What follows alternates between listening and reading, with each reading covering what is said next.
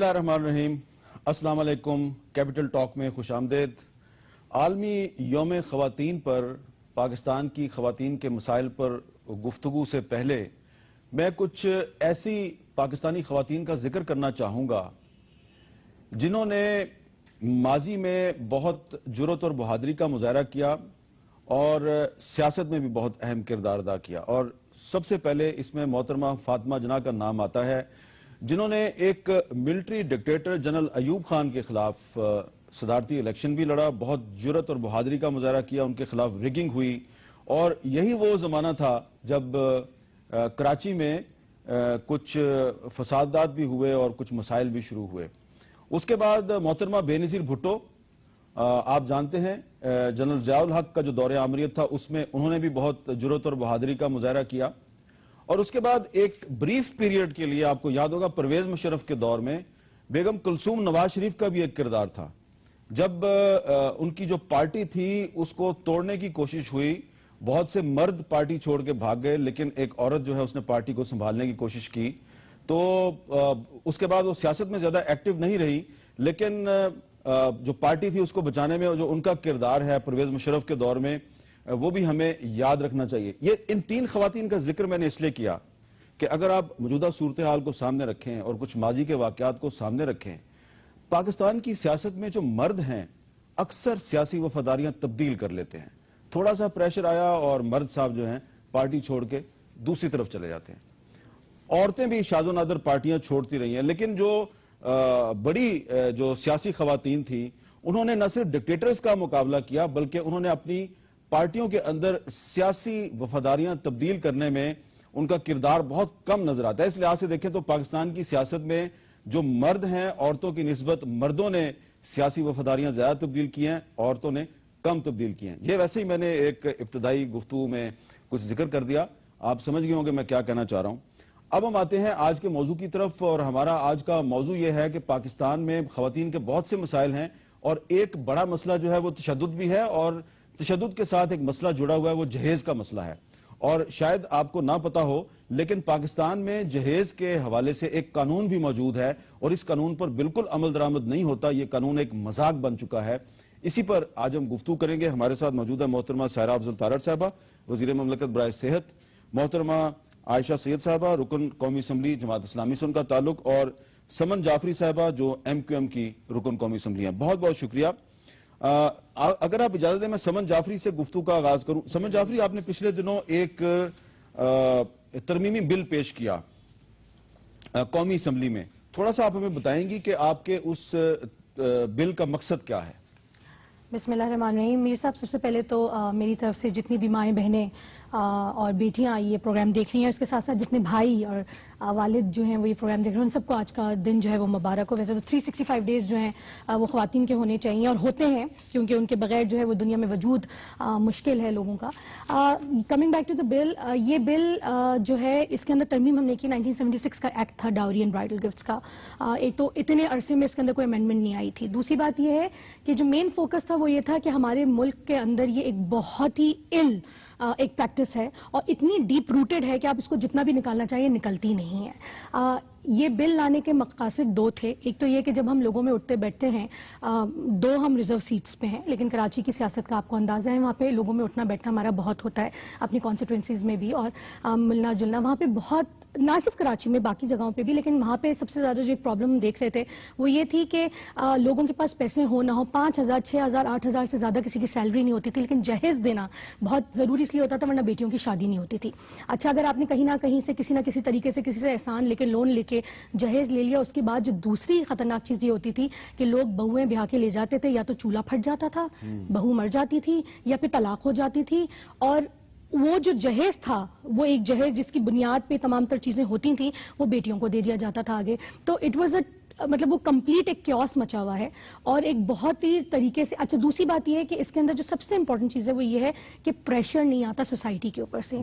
मैं ही बैठी हूँ यहाँ पे, दो मेरी और कोलीग्स बैठी हैं, स्टीम्ड कोलीग्स बैठी हैं, हम देखते ये हैं कि किसी ना किसी तरीके से हम जस्टिफाई कर जाते हैं जहेज को। किसी नहीं अगर कोई नहीं होता तो पुप्पी मामी मांगने आ जाती हैं, अगर वालदा या वालिद नहीं मांग रहे होते। आजकल हम एक चीज ये भी देख रहे हैं कि बहुत सारे मर्द हजरात मना कर देते हैं कि जी हमें जहेज नहीं चाहिए, बट فیملی میں اتنی ڈیپ روٹیڈ یہ چیز ہوتی ہے. اگر آپ یہ بل دیکھیں جس کی اپنی بات کی, اس کے اندر 2 میرے ساتھ ایک MNA فیمیل جو ہیں وہ بھی موور ہیں, اور 2 مرد حضرات جنہوں نے خود آپٹ کیا کہ جی ہمیں بھی آپ وہ کریں, کیونکہ جب تک پریشر نہیں ہوگا سوسائٹی کا. میں نام لے دوں ان کے؟ جی بالکل. سمن سلطانہ جعفری تو آپ ہیں جی, اور ڈاکٹر نکہت شکیل خان, سید علی رضا عابدی اور مسٹر محمد مزمل قریشی. بالکل. تو ضروری یہ ہے کہ خالی بل جمع کرانا یا اس طریقے کی چیزیں, دیکھیں لیجسلیشن ہوتی ہے لیکن لیجسلیشن کے بعد امپلیمنٹیشن بہت ضروری ہے. آپ نے جیسے کہا کہ بل آلریڈی موجود تھا جس میں میں نے ترمیم کی ہیں لیکن اس کی امپلیمنٹیشن نہیں تھی. تو اب کوشش یہ ہوگی کہ آپ کے پروگرام میں تھینک یو, آپ نے اتنا بڑا آج ٹاپک اٹھایا آج کے دن, ہمیں اویئرنیس بھی کریٹ کرنی پڑے گی کہ جی بل موجود ہے, لا موجود ہے, لیکن امپلیمنٹ کرانا. اچھا, بل پر بات کرتے ہیں عائشہ سید صاحبہ. پہلے ہم ذرا تھوڑا سا ہمارے اپنے ناظرین کو ایک رپورٹ دکھا دیں راشدہ شعیب کی, اور وہ آپ کو بتائیں گی کہ قانون تو پاکستان میں موجود ہے لیکن اس پہ عمل درآمد نہیں ہو رہا اور خواتین بدستور تشدد کا نشانہ بن رہی ہیں.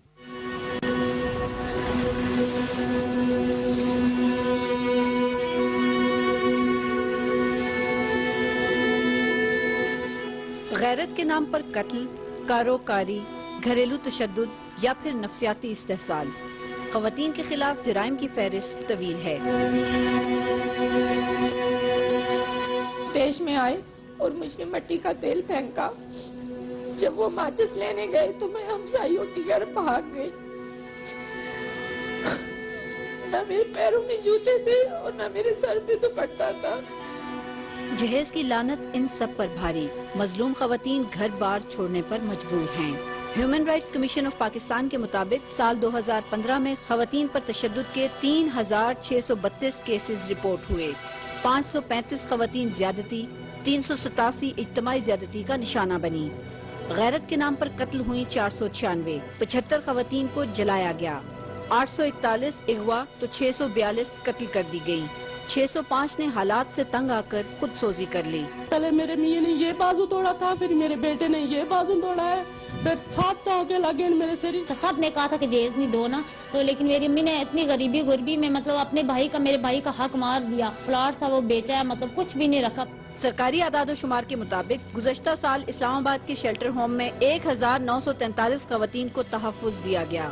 ماؤں کے ساتھ معصوم بچے بھی ناکردہ گناہوں کی سزا بھگت رہے ہیں. جہیز کی فرسودہ رسم کے خلاف قانون سازی تو ہوئی لیکن عمل درآمد کے بغیر. جہیز اور برائیڈل گفٹس ایکٹ 1976 کے تحت جہیز اور دلہن کو تحائف دینے کی ممانعت ہے.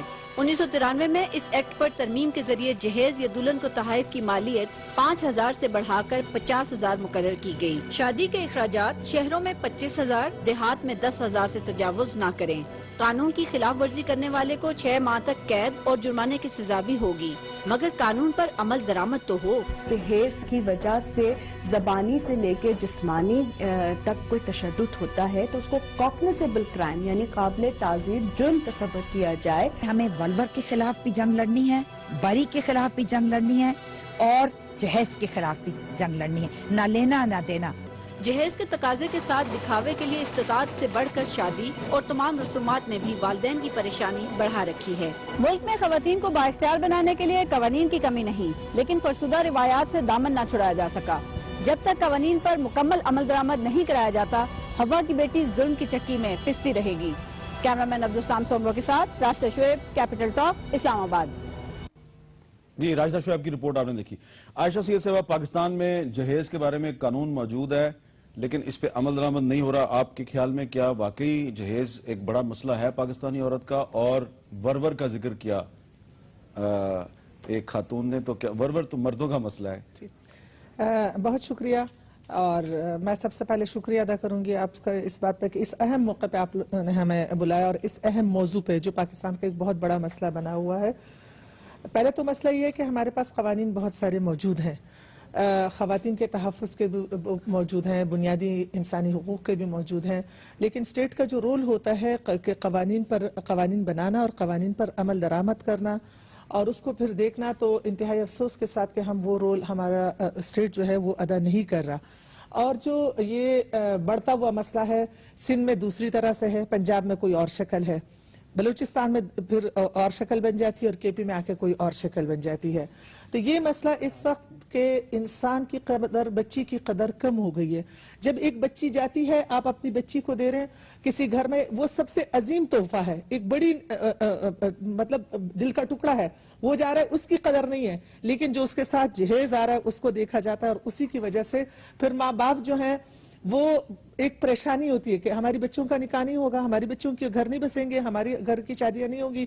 तो जब ससुराल जाती हैं, अगर उनके साथ जहेज नहीं होता, फिर उनको वो कदर भी नहीं दी जाती, उनको वो इज्जत भी नहीं दी जाती, और उनके साथ बहुत सारे मजालिम भी होते हैं। ये एक बहुत बड़ा मसला है जो स्टेट ने भी देखना है, जो पूरी पाकिस्तानी अवाम ने भी देखना है, इसलिए कि स्टेट की भी जिम्मेदारी और अवाम की भी जिम्मेदारी है, और फिर तमाम इदारों की भी जिम्मेदारी है कि जब स्टेट एक कानून पर अमल दरामद करता है, उसके लिए वो तमाम माहौल भी बना देता है। तो वो माहौल फराहम करना स्टेट का काम है, लेकिन अवाम का काम भी ये है कि अवाम इस चीज को देखें कि हमारे यहाँ इंसान की कदर ज्यादा हो रही है, एक आने वाली बच्ची की कदर ज्यादा हो रही है, या हमारे यहाँ जो सोना आता है, जो चांदी आती है, उन चीजों की कदर ज्यादा हो रही है।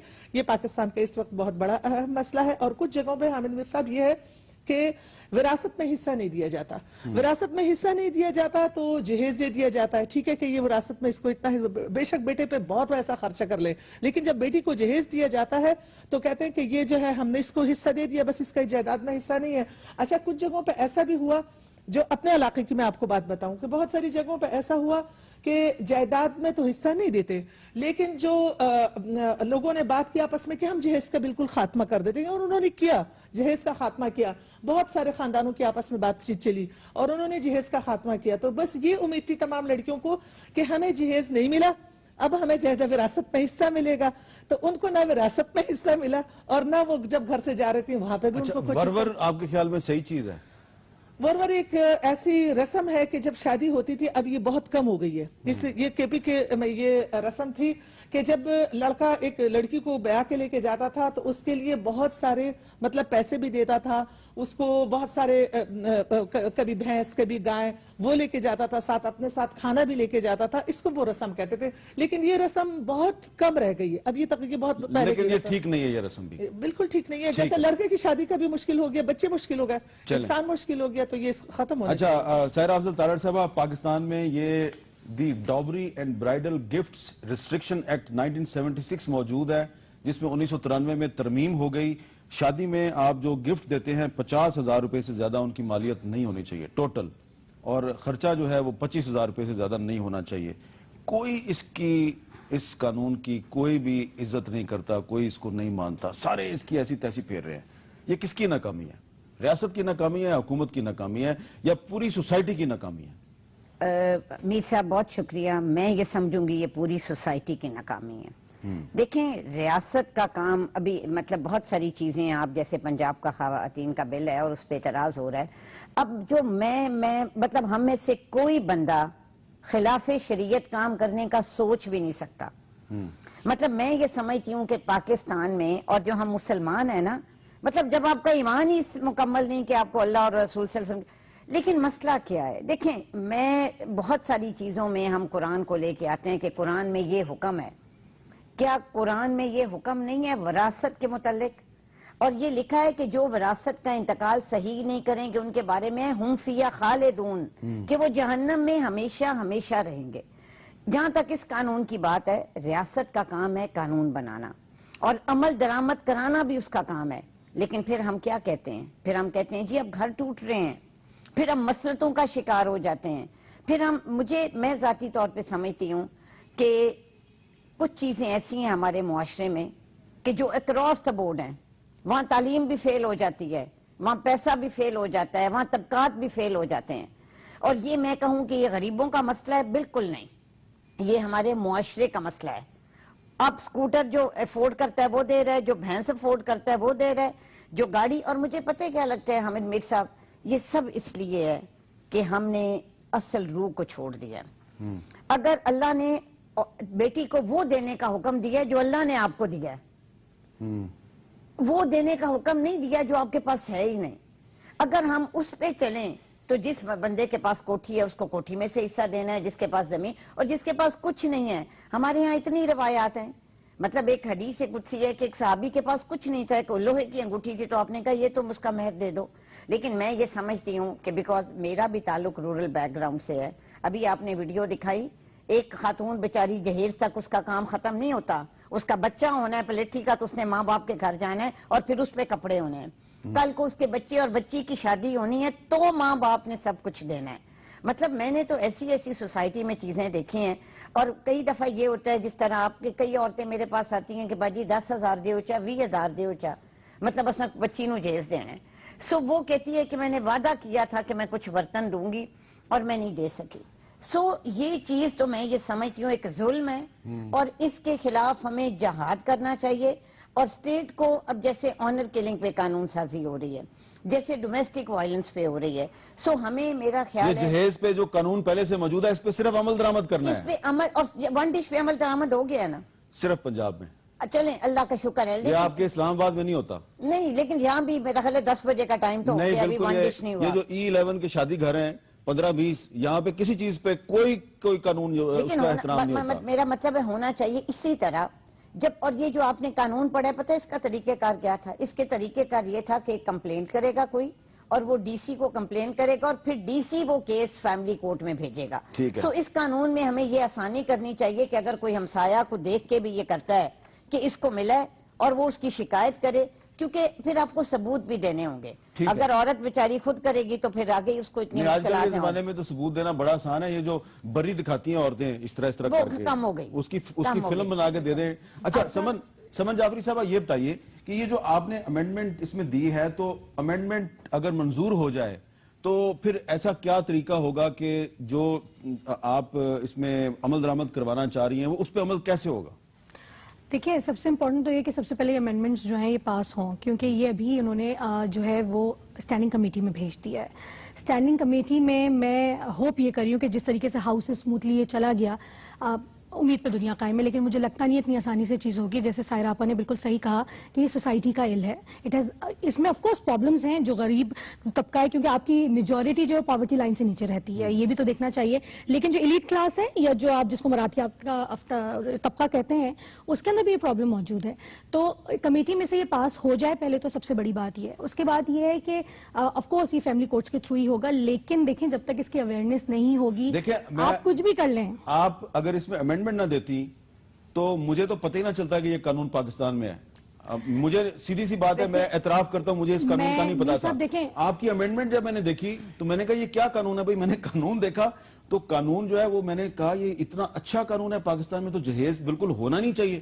بالکل نہیں ہونا چاہیے. میر صاحب دیکھیں, امینڈمنٹس جہاں تک ایک اور بات میں کلیئر کرتی ہوئی چلی جاؤں, میں دوسری اس پہ کہتی ہوں, اس لاء پہ بھی یہ کہتی ہوں کہ دیکھیں لیجسلیشن ہوتی ہے, جس طریقے سے کوئی چیز اگر ایجاد ہوتی ہے جب تک وہ مارکیٹ میں نہیں جاتی, اس کو پتہ نہیں چلتا, تو اس کے اندر ہو سکتا ہے اس قانون کے اندر آپ کو بہت خامیاں نظر آئیں, اور فیڈ بیک ضروری ہوگا. لیکن امینڈمنٹس کا مطلب یہی ہوتا ہے, مجھے 1976 کے ایکٹ میں اور 93 میں لگا فرق, میں نے اس کے اندر امینڈمنٹ کیا.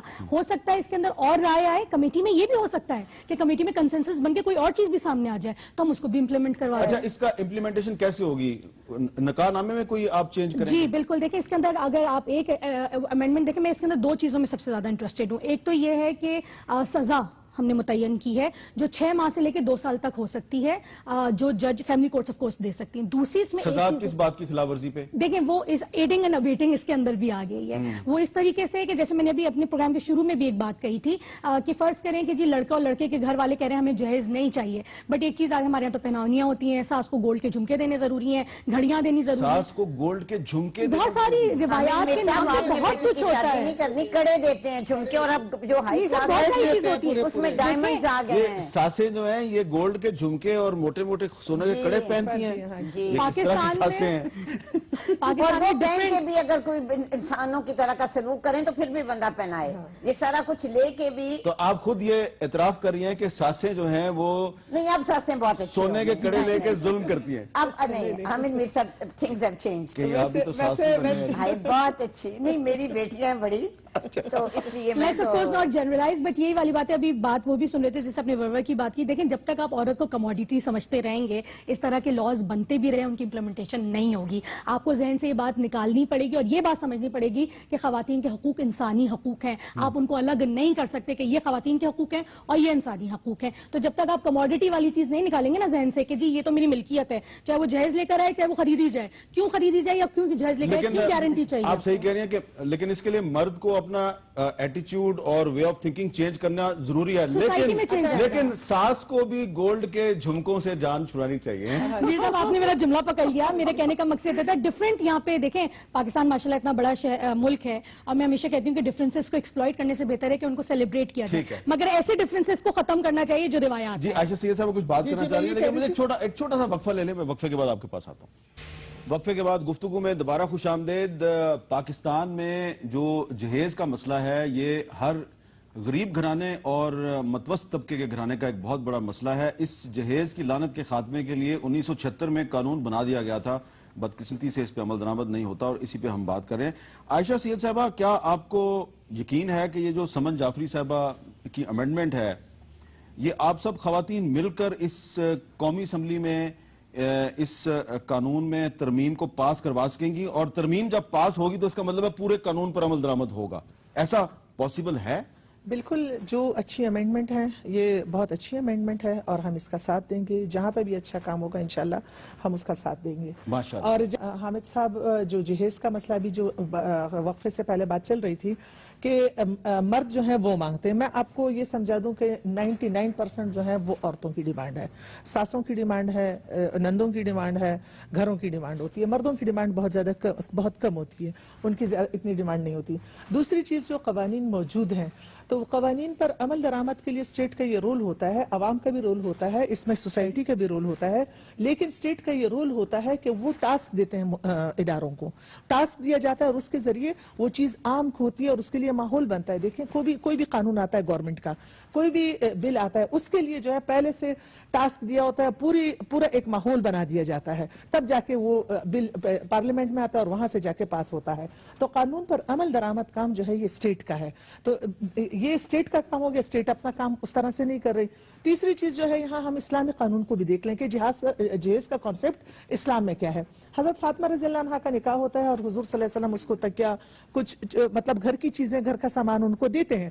ایسا نہیں ہے کہ جہیز جو ہے وہ اپنی بیٹی کو رخصت کرتے ہوئے وہ گھر بسا رہے ہیں، وہ ایک لڑکا ایک لڑکی گھر بسا رہے ہیں. لڑکی والے اگر کچھ دے دیں، لڑکے والے کچھ دے دیں اور وہ گھر بسا لیں، ایسا نہیں ہے. لیکن جو ہمارے معاشرے میں ایک کانسیپٹ بن گیا ہے کہ لڑکی والے ہی جو ہے یہ سارا گھر بسائیں گے اور سارا گھر آباد کریں گے، اور صرف گھر آباد نہیں کریں گے، ساسوں کو بھی دیں گے، نندوں کو بھی دیں گے، پورے فیملی کو دیں گے. تو یہ کانسیپٹ جو ہے اس سے ہمارے معاشرے میں جو خواتین پہ تشدد ہے اس میں اتنا اضافہ ہوا ہے. کبھی اس کو ذہنی طور پہ ٹارچر کیا جاتا ہے، کبھی اس کو فزیکلی جیسے جلایا جاتا ہے، اس میں تیزاب یہ تمام چیزیں جو ہیں وہ آ رہی ہیں. اس وقت ضرورت اس چیز کی ہے کہ حکومت بھی اپنا مین رول جو ہے وہ حکومت کا ہوتا ہے کہ وہ اپنا رول ادا کرے اور تمام اداروں کو ٹاسک دے، اس پہ بات کرے کہ خواتین کا کیا.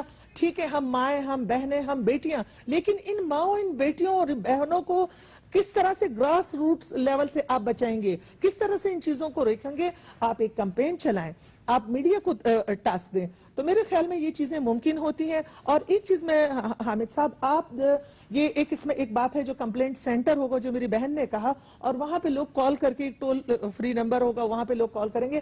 ہماری ہیومن رائٹس کی جو منسٹری ہے اس کا ایک ٹول فری نمبر ہے، لیکن آپ اس کی رپورٹ اٹھا کے دیکھ لیں، اس میں کچھ ایک سال میں 300 تک کیس درج ہوئے. اس سے 1-2 دن پہلے میں نے پوچھا کہ کیوں ایسا ہے، تو کہنے لگے پھر ہم اتنے مسائل حل نہیں کر سکتے اس لیے ہم اپنا نمبر بند کر دیتے ہیں. تو آپ دیکھیں اگر ریاستی اداروں کا یہ حال ہو کہ ان کے جو ٹول فری نمبر ہوتے ہیں، اللہ کرے جو پنجاب کہہ رہا ہے کہ ہم جو قانون بنایا ہے، اور میں بڑے احترام کے ساتھ اپنی بہن کے سامنے یہ بات ضرور کہوں گی کہ آپ ضرور، آپ اللہ کا شکر ہے آپ نے قرآن پڑھا ہے اور قرآن نے جو حقوق دیے وہ ہم نہیں دیتے، لیکن اس میں اسٹیٹ کی کتنی ذمہ داری ہے. اس وقت آپ بھی اسٹیٹ ہے، میں بھی اسٹیٹ ہوں. اچھا دوسری چیز جو قوانین بنتے ہیں اس کو ایک فریم ورک میں ہمیں دے کے کانسٹیٹیوشن آف پاکستان اور ہمارا مذہب اسلام اس میں کے دائرے میں ہم نے قوانین قوانین بناتے ہوتے ہیں. تو میری بات یہ ہے کہ اس وقت جو ہے قوانین کی ضرورت ہے, قوانین پر عمل درآمد کی ضرورت ہے, اور اس کے ساتھ ساتھ معاشرے کو اویئر کرنا. یہ بھی میں کہتی ہوں کہ گورنمنٹ کی ذمہ داری ہے کہ وہ اداروں کو گولز دیں اور اس کے ذریعے وہ تشہیر کریں.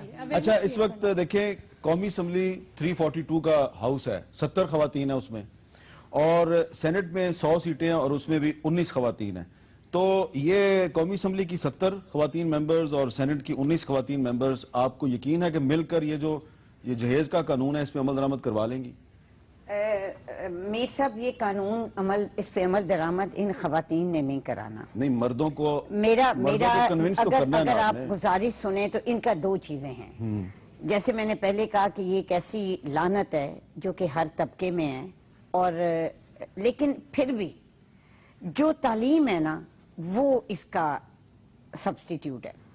کم از کم جو پڑھے لکھے لوگ ہوتے ہیں نا ان کی پریورٹی کچھ اور ہوتی ہے. نمبر 2, ابھی سمن کا یہ جو قانون یہ بتا رہے ہیں, ابھی جو پرائم منسٹر صاحب نے زاہد حامد صاحب کی سربراہی میں ایک کمیٹی بنائی تھی, اس میں سارے فیملی لاز کو وہ لوگ ریویو کر رہے ہیں اور ہیومن رائٹس منسٹری کر رہی ہے, اس پہ بھی وہ کام کر رہے ہیں. اس میں بالکل ہے, بالکل ہے, اور اس پہ ضرورت تھی. میری گزارش یہ ہے کہ دیکھیں آپ, میں کسی کنٹروورسی میں پڑے بغیر میں دیکھتی ہوں کہ کوئی بھی چیز جو اسلام کے روح کے خلاف ہمیں لگتی ہے اس پہ بہت سارے طبقات باہر نکلتے ہیں نا. ابھی پنجاب کا ایکٹ آیا ہے, نکلے ہیں نا بہت سارے لوگ, اعتراض ہوئے. کبھی کوئی بندہ آپ کو جہیز کے لیے باہر نکلا ہوا نظر آتا ہے؟ کتنی کو دنیا ہے. آپ نے آج پروگرام کر دیا, پورا سال بھول گئے, نیکسٹ ایئر ہوگا. یہ اتنی بڑی لعنت ہے کہ میرا خیال ہے کہ نہ صرف ہم خواتین کو بلکہ اس میں تمام, یہ اسلام کی روح کے خلاف ہے. ہم سارے لوگ جو اسلام کے. دوسری میں ایک اور میری گزارش, آپ عمل درآمد کروائیں نا پھر اس پہ. ہم بالکل کرائیں گے حامد صاحب, ہم کرائیں گے. اور میں ایک اور بھی سمجھتی ہوں عمل درآمد کیسے ہوگا. یہ چیزیں ایک آن گوئنگ پروجیکٹ ہے, ٹھیک ہے, یہ کوئی اسٹیٹک نہیں. یہ ایک کمپلین ہوگی, 2 کمپلین ہوں گی, 1-2 لوگوں کے خلاف یہ دیکھ لیں سارے کے سارے شادی ہال بند ہو جائیں گے. نہیں, شادی ہال میں نہیں جہیز ہوتا. نہیں, جہیز اخراجات میں نہیں آتا وہ. نہیں, ہاں اخراجات میں بھی, مطلب اس میں اخراجات پر بھی پابندی ہے نا. ہم سمپل دیکھیں, اب وہ قانون بنایا ہے نا ون ڈش. مجھے کئی دفعہ لگتا ہے کہ ہم لوگ شاید کوئی سہولت چاہتے بھی نہیں. اتنے لوگ میرے پاس آتے ہیں کہ باجی یہ ون ڈش نہیں ایسا کرنی, ہم ذرا اجازت لے کے دیو. آپ کو پتا ہے اچھا ہاں کہ ہم کچھ اور بھی دینا چاہتے ہیں. سو میں ان کو کہا کہ یہ ایک سہولت ہے جو حکومت نے آپ کو دی اور مینلی ان کا میں یہ کہنا چاہ رہی تھی کہ دیکھیں بل کے بغیر اسلامی پارٹیاں جو ہیں پارلیمنٹ میں موجود ہیں. 2002 سے 2007 تک ہمارے لیجسلیشن, ہماری پارلیمنٹیرین کا آپ اٹھا کے دیکھ لیں کہ ان کے کتنے بل کاری پہ. آپ کی جو سندھ میں قرآن کے ساتھ شادی ہوتی ہے جائیداد سے محروم کرنے کے لیے, اس پہ ہمارے بلز ہیں, کتنے سارے بل ہیں. غیرت کے نام پر قتل, غیرت کے نام پر غیرت کے نام پہ قتل, اس کا بل موجود ہے ہمارا, منظور نہیں ہوا. راہیل قاضی کا بل موجود ہے, سمیہ راہیل قاضی کا. اچھا, اس کے ساتھ ساتھ ابھی حامد بھائی ایک چیز اور, قانون سازی کے حوالے سے جہاں میں اسمبلی میں ہوں, میں نے جو چھوٹی بچیوں پہ زیادتی کے حوالے سے یہ بل جمع کیا کہ ان کو جو ہے 21ویں ترمیم میں جو آرمی ایکٹ ہے اس میں ڈالا جاتا ہے کہ ایک بندے کو پھانسی ہو کہ آئندہ کوئی ایسا کام نہ ہو سکے. لیکن حکومت نے کہا کہ ہم بل تیار کر رہے ہیں. لیکن یہ بات میں بار بار اس آپ کے اس میڈیا کے تھرو کر رہی ہوں کہ بڑے افسوس کے ساتھ کہ ابھی تک جو حکومتی بل جو منظور ہوئے ہیں سارے انتظامی امور کے ہیں. انسانی حقوق کے کوئی بھی بل جو اگر کوئی پرائیویٹ ممبر اگر سمن کام کر رہی ہیں, محنت کر رہی ہیں, ایک بل بناتی ہیں, جمع کرتی ہیں, چاہیے کہ وہ کا بل اچھا ہو, ہم سب اسے منظور کریں. لیکن بل ہمارے منظور نہیں ہو رہے. ایک چیز تو یہ. دوسری چیز جو ہے میری بہن بڑے احترام کے ساتھ تعلیم کا کہا ہے. میں سوات سے ہوں. سوات میں ہمارے 2005 سے زلزلے میں, پھر 2006, 7, 8 میں, 9 میں ہمارے جو لا اینڈ آرڈر کی سچویشن تھی,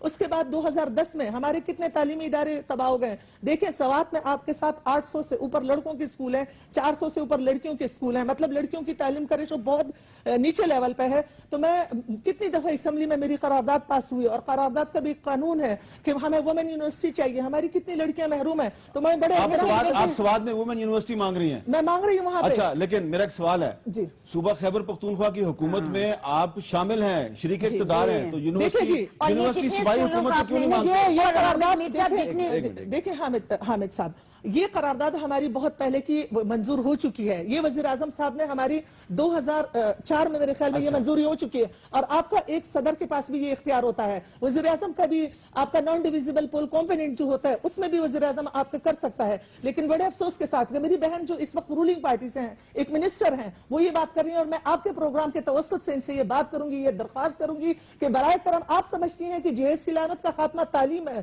تو آپ دیکھیں کہ آپ کے بجٹ میں تعلیم کا کتنا حصہ ہے. آپ دیکھیں کہ آپ نے وہ علاقے, آپ کا فاٹا جو ہے وہ تباہ ہو رہا ہے, آپ نے وہاں پہ کتنا بجٹ دیا, کتنا آپ نے خرچ کیا, ان کو آپ مین دھارے میں لا رہے ہیں, آپ ان کو پاکستان کے قانون میں شامل کر رہے ہیں. آپ جو علاقے آپ کے تباہ حال ہیں ان کا آپ نے ریہیبلیٹیشن کا کتنا کام کیا, آپ کے این ڈی ایم اے کا رول کیا ہے, ان تمام چیزوں کو دیکھنا ہوگا. ریہیبلیٹیشن جیسے این ڈی ایم اے کے قانون میں یہ لکھا ہوا ہے کہ جس علاقے میں کوئی آفت آتی ہے اور اس کے توسط سے اس صوبے سے باہر ہوتی ہے تو این ڈی ایم اے اس کی ہیلپ کرے گا. وہ کیا کر رہا ہے؟ ایک اچھی بات یہ ہے سمن جعفری صاحبہ, مجھے جو نظر آ رہی ہے کہ جہیز کے قانون پہ عائشہ سید صاحبہ نے آپ کو سپورٹ کیا ہے, غیرت کے نام پہ قتل پہ آپ کا تینوں کا اتفاق ہے کہ غیرت کے نام پہ قتل کے خلاف قانون سازی ہونی چاہیے. کاروکاری کے آپ خلاف ہیں, ورور کے آپ خلاف ہیں, بری کے آپ تینوں خلاف ہیں, اور آپ تینوں چاہتی ہیں کہ وراثت میں عورتوں کو حصہ ملنا چاہیے. صحیح بات؟ ہم نہیں کہتے, اللہ کہتا ہے. اللہ کہتا ہے, اللہ کہتا ہے, لیکن ہم بلایا ہوا نا ہم نے, تو یہ ایک اچھی چیز ہے. میں ایک چھوٹا وقفہ لیتا ہوں اور وقفے کے بعد میں ان سے پوچھوں گا کہ یہ جو تمام معاملات ہیں اس پہ جو قانون سازی اگر ہو جائے تو کیا پھر اس پہ عمل درآمد ہے وہ کیسے ہوگا, اس کو ممکن کیسے بنائیں, کیونکہ ہمارے سامنے موجود ہے جہیز کے خلاف قانون پاکستان میں موجود ہے, عمل درآمد نہیں ہو رہا. وقفے کے بعد دوبارہ ملتے ہیں. وقفے کے بعد گفتگو میں دوبارہ خوش آمدید. جی سمن جعفری صاحبہ, سیاست میں بھی گند ہے, سوسائٹی میں بھی گند ہے, کچرا ہر طرف بکھرا ہوا ہے, کچرا آپ کو صاف کرنا ہے, تو یہ جو ہمارے قوانین پہ عمل درآمد نہیں ہوتا تو یہ بھی ہمارے دل و دماغ میں کچرا نا, تو ذہن میں موجود کچرا بھی صاف کرنے کی ضرورت ہے. تو خواتین یہ مل ملا کر مردوں سے یہ کچرا کیسے صاف کروا سکتی ہیں؟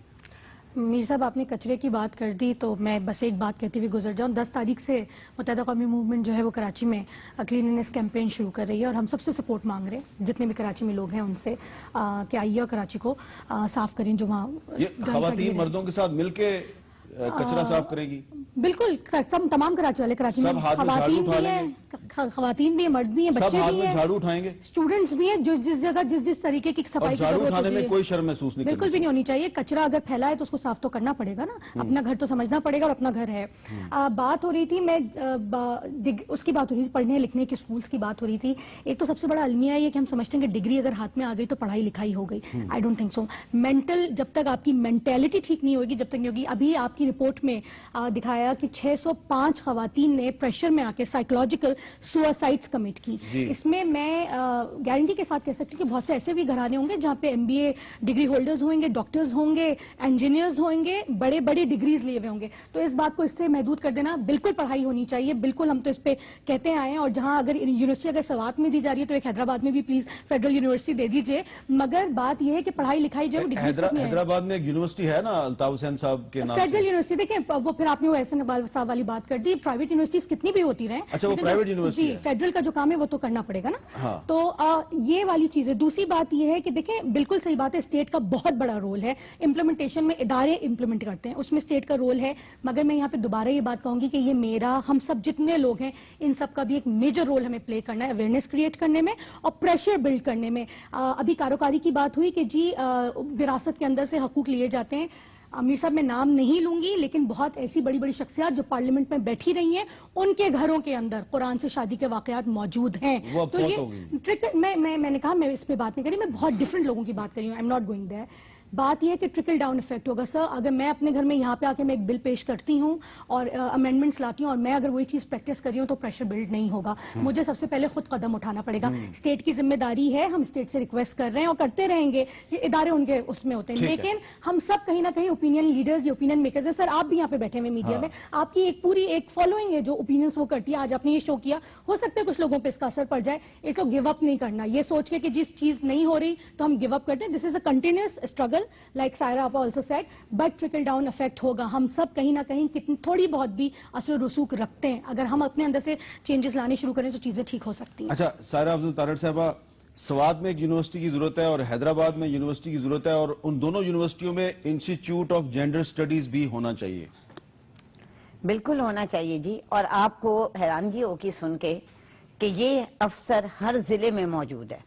اچھا جناب جینڈر جی, اور وہ آپ کو جب میں نے پوچھا کہ وہ کیا ہے, اچھا آپ دیکھیں کہ ذرا اس طرح کے حقوق کے لیے کتنے ادارے کام کر رہے ہیں. آپ کے ویمن ڈیولپمنٹ ہے, آپ کا سوشل سیکٹر ہے, وہ کرتا ہے. اور اب جو کہ مجھے کیونکہ پنجاب کا زیادہ پتا ہے, سو اب جو ویمن امپاورمنٹ کے بعد یہ جو ہیلپ ڈیسک ہے اور ڈی سی او, مطلب وہ کہ لمبی چوڑی چیزیں ہیں. مجھے خوشی جس بات کی ہے میں حامد میر صاحب, وہ یہ ہے کہ آپ دیکھیے گا انشاءاللہ فرق پڑے گا, کیونکہ جب گلاس بھر جاتا ہے تو ایک قطرہ بھی باہر گرتا ہے. جو مجھے مطلب میں پچھلے جب سے میں سیاست میں ہوں, میرا خیال ہے کہ یہ 8واں ویمن انٹرنیشنل ڈے ہے جو ہم مناتے ہیں. اور ظاہر ہے چونکہ میں نے الیکشن لڑا تو ہر سال نہ کہیں وہ مجھے ضرور بلاتے تھے. میں نے جو اس دفعہ 2016 میں جو میں نے ہلچل, جو میں نے پارٹیسپیشن, جو ایک ہوپ میں نے دیکھی ہے, وہ میں نے پچھلے 5 سالوں. اچھا ایک بات بتائیں, ہمارے ویورز جو ہیں وہ سن رہے ہیں, آپ ڈائریکٹلی الیکشن لڑتی ہیں, آپ الیکشن کمپین میں جب جاتی ہیں گاؤں گلی گلی کوچے کوچے ووٹ مانگنے کے لیے, تو مردوں کا بیہیویئر آپ کے ساتھ کیسے ہوتا ہے؟ کبھی کوئی مرد ایسا بھی ملا آپ کو جس نے آپ کو کہا ہوگا کیوں کہ تم عورت ہو میں تمہیں ووٹ نہیں دوں گا؟ میں آپ کو یقین نہیں کر سکتی کہ ہمیشہ میں ان پروگراموں میں آ کے عورتوں کو ڈیفینڈ کرتی ہوں, لیکن میرے لیے being a female disadvantage نہیں ایڈوانٹیج رہا ہے. اچھا, اور اتنا ایڈوانٹیج رہا ہے کہ میرا اتنا لوگوں نے میری عزت کی. عورت کی وجہ سے آپ کو احترام ملا, عورت ہونے کی وجہ سے احترام ملا آپ کو؟ مجھے لگتا ہے عورت ہونے کی وجہ سے, یا پتہ نہیں ایز اے ہیومن بینگ انہوں نے مجھے ایکسپٹ کیا. یا کبھی کسی مرد نے آپ کو یہ کہا کہ آپ عورت ہیں میں آپ کو ووٹ نہیں دوں گا؟ میں ووٹ, مجھے کبھی اپنے پورے حلقے کے کسی ایک مرد کی مطلب دیکھنے سے نہیں فیل ہوا کہ میں عورت ہوں. اچھا, حامد میر صاحب 2,000 بندہ ہوتا ہے اور میں اکیلی. تو یہ نیگیٹو اسپیکٹس کے ساتھ ساتھ کچھ پازیٹیو اسپیکٹس بھی ہیں ہمارے سوسائٹی کے. میں آپ کو بتاؤں ایک اور, یہ شرمین چنائے کو جو ملا ہے نا آسکر, وہ حافظ آباد کی کارنر کلنگ, وہ لڑکی حافظ آباد کی تھی. سو اگر پاکستان میں ایک صبا ہے نا تو دوسری سائرہ افضل بھی ہے. اچھا, سو ہمیں پاکستان کی جب ہم پکچر پیش کرتے ہیں تو اسی علاقے سے ایک ایسی عورت تھی کہ جس کو اس کے باپ اور چاچا نے مارا, اور دوسری عورت میں ہوں. اچھا سمن, اس پر آپ کمنٹ کریں گی کہ ہماری سوسائٹی میں خواتین کے ساتھ ظلم بھی ہوتا ہے, وہ ایک حقیقت ہے, اس سے ہم انکار نہیں کر سکتے. لیکن سائرہ افضل تارڑ صاحبہ کہہ رہی ہیں کہ میں جب ووٹ مانگنے جاتی ہوں کبھی کسی نے یہ نہیں کہا کہ تمہیں ووٹ اس لیے نہیں دیں گے کہ تم عورت ہو. یہ اچھی چیز نہیں ہے؟ بہت خوشائن چیز ہے, بہت اچھی ایک چیز ہے, اور بالکل صحیح آپ یہ کہہ رہی ہیں کہ پازیٹیوٹیز کو جو ہائی لائٹ کرنا چاہیے. مگر مسئلہ یہ ہے کہ شاید ایک سائرہ آپا ہوں گی حافظ آباد میں اور کئی صبا ہوں گی, تو وہ ریشو کو بھی دیکھنا پڑتا ہے میرے خیال کے اندر. لیکن بالکل صحیح بات ہے, اسمبلی میں آپا سے پھر آج خواتین کا عالمی دن ہے, though as a policy M Q M does not support جو فنڈز ملتے ہیں, مگر اگر سب کو مل رہے ہیں تو خواتین ایم این ایس کو بھی دیتے ہیں. ریزرو سیٹس میں تو کیا ہوا ہے, تو لیجسلیچر 80% سے زیادہ لیجسلیشن میں نہیں پڑھنا چاہتی. ایک منٹ, عائشہ سید صاحبہ, آپ سمن جعفری کے مطالبے کی حمایت کرتی ہیں؟ یہ تو میں آپ کے پروگرام میں کئی دفعہ یہ مطالبہ کرتی ہوں کہ وزیر اعظم صاحب جو اتنی خواتین کا جو ون مین ڈے اتنا بھرپور منایا جا رہا ہے, تو یہ جو لیجسلیٹو بیٹھے ہوئے ہیں آپ کے جو اتنا ان کے لیے بھی ترقیاتی فنڈ رکھیں, ہمیں ایکول رائٹس دیں, ہمیں ڈیولپمنٹل فنڈ دیں, اور فیصلہ آ جاتا ہے کہ سپریم کورٹ کا آرڈر ہے. سائرہ آپا, ایم کیو ایم اور جماعت اسلامی اکٹھی ہوگی اس مسئلے میں؟ ریکویسٹ ہے, کوئی کنٹروورسی نہیں ہے اس میں, نون کی بھی اکٹھی ہو جائے گی. اور میں تو جہاں تک حامد میر صاحب, میں اگلے دن بھی آج بات ہو رہی تھی کہ باوجود اس کے میں الیکشن لڑ کے آئی ہوں, لیکن جہاں عورتوں کا مسئلہ ہوتا ہے نا, مطلب وہاں مجھے لگتا ہی نہیں کہ میں اپنے آپ کو پھر مین سٹریم کے ساتھ بریکٹ نہیں کرتی. ان کے ساتھ میں ایک ریکویسٹ اور کروں گی, لیکن مجھے پتہ ہے کیا لگتا ہے کہ اس ایشو کو تھوڑا یہ بھی دیکھنا ہے کہ یہ جو ابھی جس عائشہ نے جس سپریم کورٹ کے ججمنٹ کی بات کی, پھر کچھ مسئلے بھی ہوئے, لیکن بہرحال میں کہتی ہوں کہ اچھا آخری بات دو باتیں بس میں ختم کروں گی. ایک تو جہاں ریکویسٹ کی بات ہے وہاں وزیر اعظم صاحب سے بات یہ ہے, اتنی کمپٹنٹ خواتین نون لیگ میں بیٹھی ہیں, خدارہ کسی کو پورا منسٹر بنا کے فیڈرل منسٹر بھی بنا دیں اسٹیٹ منسٹر سے, تینوں کی تینوں آخری میں یہی تو مسئلہ ہے. دیکھیں ہماری ایک پالیسی تھی حامد میر صاحب, میں بلیغ الرحمان اور خرم, ہم تینوں ایک ہی کیٹیگری کے تھے, ہم تینوں کے والد صاحبان پی ایم آئی کے ساتھ تھے. اگر ایک عورت پاکستان کی پرائم منسٹر بن سکتی ہے تو فیڈرل منسٹر کیوں نہیں بن سکتی؟ خواتین موجود ہیں, بینگ اپوزیشن میں یہ بات کہہ رہی ہوں کہ نون لیگ میں اس وقت بہت کمپٹنٹ خواتین موجود ہیں. یہ بات مت کہیں کہ جی میرٹ ملتا ہے. دوسری ایک بات, مجھے خوشی ہے کہ مجھے مردوں کی طرح کنسیڈر کیا گیا، بینگ اے فیمیل مجھے آپ میری بات سمجھ ہی نہیں رہے، آپ وہی بات کر رہی ہیں جو آپ کے منسٹرز کہہ کے پارلیمنٹ میں گزر جاتے ہیں. آخری بات آج کے دن کے حوالے سے، صرف عورت کی عزت اس لیے نہ کریں کہ وہ کسی کی ماں، بیٹی یا بہن ہے، وہ ایک انسان ہے سب سے پہلے اس لیے اس کی. چلے بہت بہت شکریہ، میرا ٹائم ختم ہو گیا، اگر آپ برا نہ بنائیں. بہت بہت شکریہ آپ تینوں کا. اور آخر میں یہ جو سمن جعفری صاحبہ نے بات کی ہے، بڑی اہم بات ہے کہ پاکستان میں ایک عورت اگر پرائم منسٹر بن سکتی ہے 2 مرتبہ، تو اس وقت موجودہ کیبنٹ میں اسٹیٹ منسٹرز تو ہیں خواتین، فیڈرل منسٹر کوئی نہیں ہے. اس کے ساتھ ہی مجھے اجازت دیجیے. اللہ حافظ.